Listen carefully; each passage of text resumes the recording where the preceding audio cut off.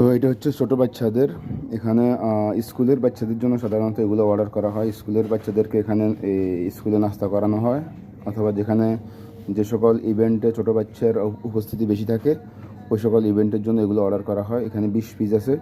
এটা 150 টাকা, বাংলার 5000 টাকার আশেপাশে হবে, 150 দেড়হাম এই আর কি।